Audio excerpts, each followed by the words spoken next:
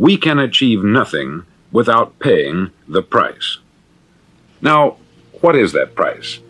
Well, it's many things. First, it's understanding emotionally, as well as intellectually, that we literally become what we think about, that we must control our thoughts if we're to control our lives. It's understanding fully that, as ye sow, so shall ye reap. Secondly, it's cutting away all the fetters from the mind and permitting it to soar as it was divinely designed to do. It's the realization that your limitations are self-imposed, and that the opportunities for you today are enormous beyond belief. It's rising above narrow-minded pettiness and prejudice. Thirdly, to use all your courage to force yourself to think positively on your own problem, to set a definite and clearly defined goal for yourself, to let your marvelous mind think about your goal from all possible angles, to let your imagination speculate freely upon many different possible solutions, to refuse to believe there are any circumstances sufficiently strong to defeat you in the accomplishment of your purpose, to act promptly and decisively when your course is clear, and to keep constantly aware of the fact that you are, at this moment, standing in the middle of your own acre of diamonds, as Russell Conwell used to point out. Fourth, save at least 10% of what you earn.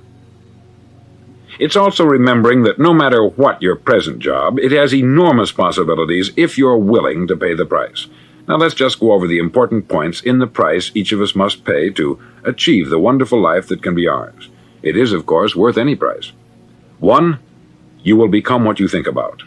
2. Remember the word imagination. Let your mind soar. 3. Courage. Concentrate on your goal every day.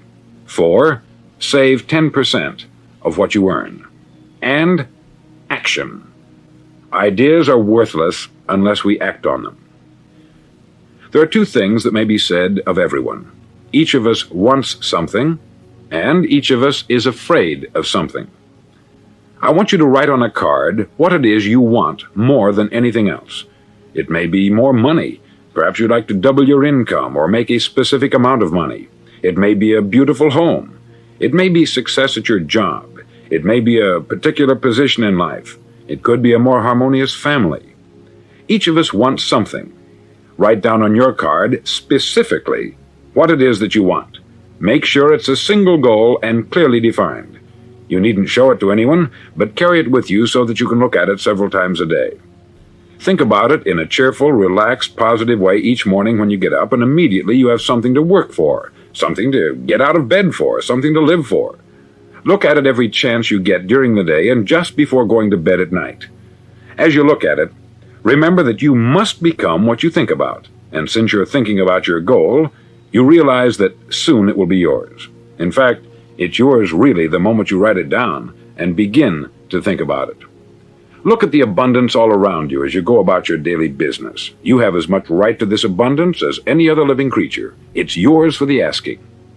Now we come to the difficult part. Difficult because it means the formation of what is probably a brand new habit, and new habits are not easily formed. Once formed, however, it'll follow you for the rest of your life. Stop thinking about what it is you fear. Each time a fearful or negative thought comes into your consciousness, replace it with a mental picture of your positive and worthwhile goal. There will come times when you will feel like giving up. It's easier for a human being to think negatively than positively. That's why only 5% is successful. You must begin now to place yourself in that group. For 30 days, you must take control of your mind. It will think only about what you permit it to think. Each day for this 30-day test, do more than you have to do.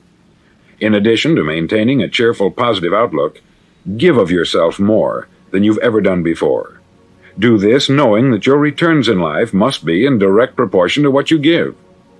The moment you decide on a goal to work toward, you're immediately a successful person. You're then in that rare and successful category of people who know where they're going. Out of every 100 people, you belong to the top 5. Don't concern yourself too much with how you're going to achieve your goal. Leave that completely to a power greater than yourself. All you have to do is know where you're going. The answers will come to you of their own accord. Ask, and it shall be given you. Seek, and ye shall find. Knock, and it shall be opened unto you. For every one that asketh receiveth, and he that seeketh findeth, and to him that knocketh it shall be opened. It's as marvelous and as simple as that. In fact, it's so simple that in our seemingly complicated world it's difficult for an adult to understand that all he needs is a purpose and faith. For 30 days, do your best. If you're a salesman, go at it as you've never done before, not in hectic fashion, but with the calm, cheerful assurance that time well spent will give you the abundance in return you deserve and want.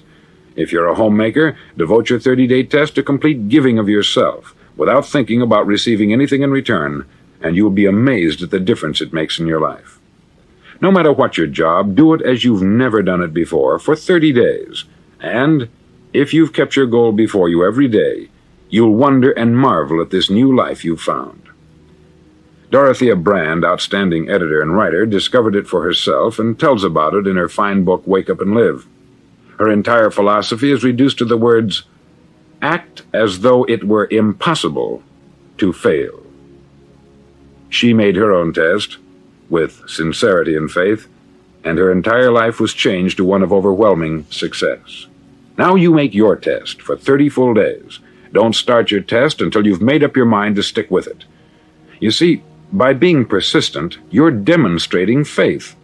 Persistence is simply another word for faith. If you didn't have faith, you would never persist. If you should fail during your first 30 days, by that I mean suddenly find yourself overwhelmed by negative thoughts, you've got to start over again from that point and go 30 more days. Gradually your new habit will form until you find yourself one of that wonderful minority to whom virtually nothing is impossible. Don't forget the card. It's vitally important as you begin this new way of living. On one side of the card, write your goal, whatever it may be. On the other side, write the words we've quoted from the Sermon on the Mount. Ask, and it shall be given you. Seek, and ye shall find. Knock, and it shall be opened unto you. In your spare time during your test period, read books that will help you. Inspirational books like the Bible, Dorothea Brand's Wake Up and Live, The Magic of Believing by Claude Bristol, Think and Grow Rich by Napoleon Hill, and other books that instruct and inspire. Nothing great was ever accomplished without inspiration. See that during these crucial first 30 days, your own inspiration is kept at a peak. Above all, don't worry. Worry brings fear, and fear is crippling. The only thing that can cause you to worry during your test is trying to do it all yourself. Know that all you have to do is hold your goal before you. Everything else will take care of itself. Remember also to keep calm and cheerful. Calm and cheerful. Don't let petty things annoy you and get you off course. Now, since making this test is difficult, some may say, well, why should I bother? Well, look at the alternative. No one wants to be a failure. No one really wants to be a mediocre individual. No one wants a life constantly filled with worry, fear, and frustration. Therefore, remember that you must reap that which you sow. If you sow negative thoughts, your life will be filled with negative things. If you sow positive thoughts, your life will be cheerful, successful, and positive. Now, gradually, you will have a tendency to forget what you've heard on this record. Play it often. Keep reminding yourself of what you must do to form this new habit. Gather your whole family about and listen to what's been said here at regular intervals. You know, most men will tell you that they want to make money without understanding the law. The only people who make money work in the mint. The rest of us must earn money. This is what causes those who keep looking for something for nothing or a free ride to fail in life. The only way to earn money is by providing people with services or products which are needed and useful. We exchange our product or service for the other man's money. Therefore, the law is that our financial return will be in direct proportion to our service. Success is not the result of making money. Making money is the result of success, and success is in direct proportion to our service. Most people have this law backwards. They believe that you're successful if you earn a lot of money. The truth is that you can only earn money after you're successful.